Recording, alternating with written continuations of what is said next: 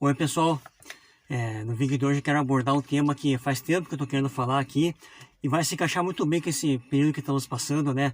Em que se questiona em quem o cristão deve votar ou não, né? E peço aí que me acompanhe até o final, se precisar dar uma acelerada no vídeo aí, mas é muito importante que você chegue até a conclusão. Também peço que já curta, compartilhe, comente, se não for inscrito, já se inscreva no canal também. Recentemente eu li o livro dos Macabeus, que é um livro que está presente na Bíblia Católica, né? E não vou discutir aqui o valor canônico desse livro, mas é inegável que ele tem um valor histórico bem interessante. Ele conta a história dos Macabeus, que é um grupo ali de judeus que viviam ali basicamente mais ou menos entre 200 e 100 a.C., em que eles se levantaram contra o domínio grego da época, né? Que os gregos queriam dominar os povos e impor a cultura deles aos povos, né? E claro que os judeus não podiam cultuar ao Deus Altíssimo, né? Então eles se levantaram contra isso e obtiveram êxito nessa defesa aí dos valores judaicos, da moral judaica, né? De todos os preceitos que muitos deles nós seguimos até hoje, né? E com o passar do tempo, os sucessores de cada um deles foram dando origem aos grupos dos fariseus, né? Ou seja, os fariseus são descendentes dos macabeus, né? Nessa questão aí de cuidado com a moral da judaica, né? Com todos esses costumes aí, né? E assim, fariseu hoje em dia, né? Virou um xingamento, né? Pejorativo, né? Assim, qualquer um que não concorda com a minha visão que eu tenho a respeito do evangelho é um fariseu, né? Ah, você é um fariseu porque você não concorda com o que eu estou falando sobre Cristo aqui, né? Mas o negócio é um pouco mais, é muito mais além disso, né? Na época de Cristo, existiam diversos grupos judaicos ali, né? Tinha os fariseus, os saduceus, os zelotes, os essênios, e nesses grupos, o que Jesus mais pegava no pé era dos fariseus. A gente vê aqui e existe um capítulo inteiro de Mateus, que é Mateus 23, em que Jesus fala a respeito dos fariseus, né? Pegando no pé deles, né? Por que disso? Porque de que mais deveria ser exigido, né? Porque se tivesse passado honroso de defesa do Deus de Israel, né? Então, por isso que Jesus pegava tanto no pé deles, porque eles faziam coisas erradas assim, mas eles tinham seu passado bom. E o grande mérito deles foi defender a moral judaica, que nós chamamos hoje de judaico-cristã, né? A moral, os bons costumes do Deus de Israel, a lei, né? Essa lei que Jesus mesmo cumpriu ela até o fim, né? E também se levantavam contra os costumes abomináveis dos povos pagãos de oferecer, por exemplo, sacrifícios de crianças, né? E muitos judeus da época, eles eram contra esses macabeus, porque eles aceitavam essa imposição cultural, né? É algo que parece que eu já vi hoje em dia, né? A gente vê hoje em dia, né? Todo o pretenso cristão para defender sua relativização do pecado, e eu chamo isso de a teologia da autoafirmação, né?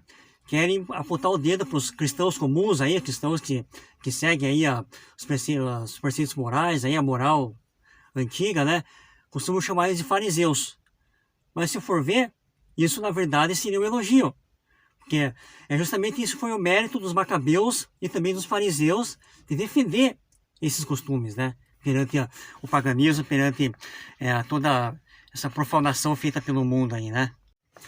Mas então qual foi o grande erro dos fariseus? Bom, basicamente eles terem aí aderido a um certo materialismo, né? E Jesus mesmo fala quando vai confrontar aos fariseus, que eu vi também no livro dos Macabeus ali, quando eles acabaram fazendo uma aliança com os romanos, né? Que era o Império Ascensão na época, que podia fazer frente militar contra os gregos, né?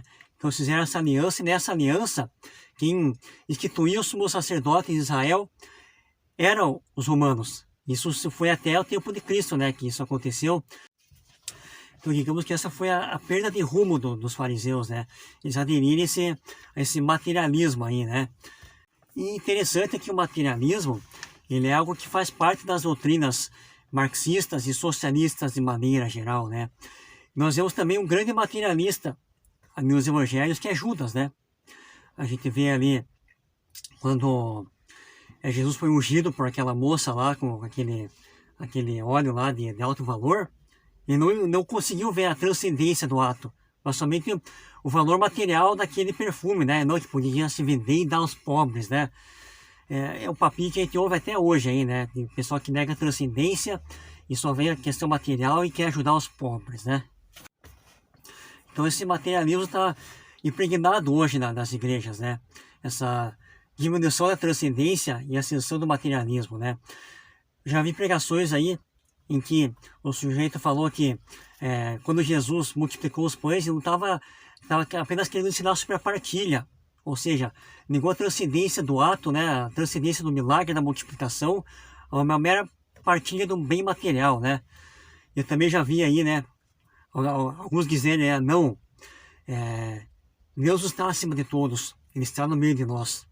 Sim, Ele está no meio de nós, Cristo esteve no meio de nós, né? Afinal, Emmanuel é Deus conosco, só que Ele morreu, ressuscitou e ascendeu aos céus. Ele está acima de todos, sim. Quem está no meio de nós agora é o Espírito Santo, né?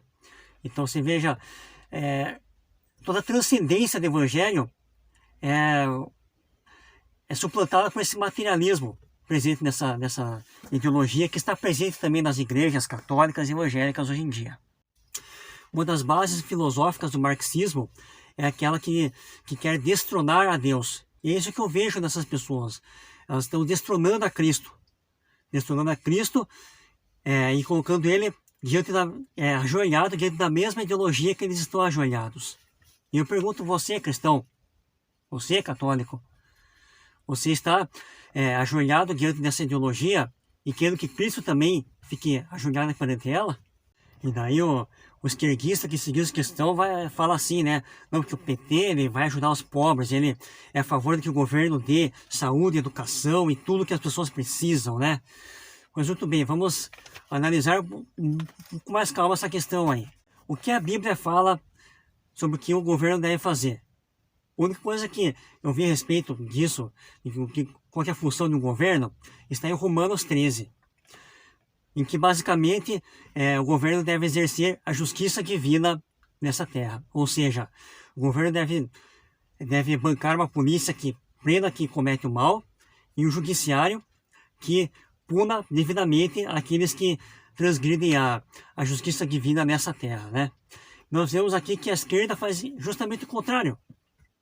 A polícia não pode prender o bandido e o judiciário, principalmente aqui no Brasil, né? Fica soltando bandido, soltando traficante, né? E perseguindo cidadãos de bem que somente querem expressar sua opinião na internet, né? Isso casa bem, né? Com o que a gente viu no primeiro turno aí, né? Quando... já deve ter visto aí esse vídeo no presídio, quando o Lula virou, né? A votação ali. Os bandidos comemoraram, né? É bem exatamente isso, né? E eu pergunto para você, esses bandidos comemoraram o seu voto ou a sua omissão? Esses sujeitos aí que tiraram de alguém que trabalhou o mês inteiro para ter o seu sustento, tiraram a força, esse ganho dele, esse suor do trabalho, esses mesmos sujeitos que levam substâncias entorpecentes para crianças nas escolas, esses mesmos que deixaram pai sem filho ou filho sem pai, esses mesmos que abusaram de filhas, esses mesmos que abusaram de mães de família, esses comemoraram no primeiro turno. E eu pergunto, eles comemoraram o seu voto ou sua omissão? Ei, cristão? Ei, crente? Ei, católico? Eles comemoraram isso?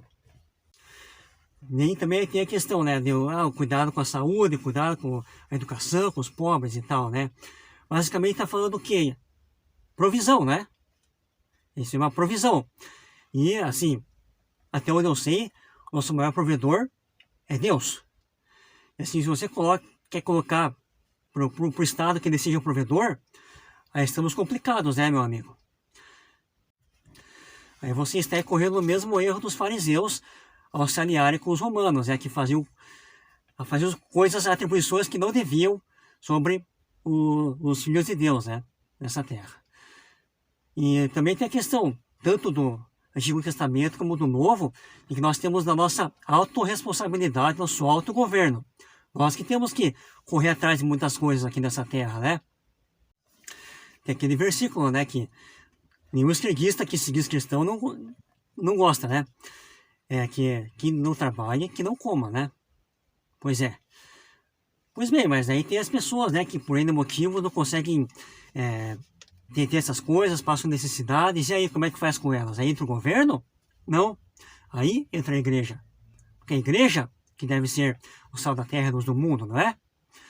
E foi exatamente isso que a igreja fez muito no passado, criando hospitais, criando escolas, universidades, fazendo muitos trabalhos de caridade, né? Ou claro que hoje em dia faz, mas já teve um papel muito mais relevante nesse sentido.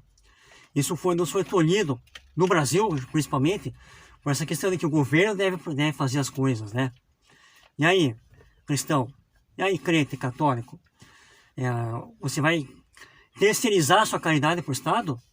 Como é que é isso aí? Você é tão cristão, que você terceiriza a sua caridade para o governo? Vamos lá, né? Tem que mudar um pouco essa visão aí. E aí eu te pergunto, em quem você vai votar?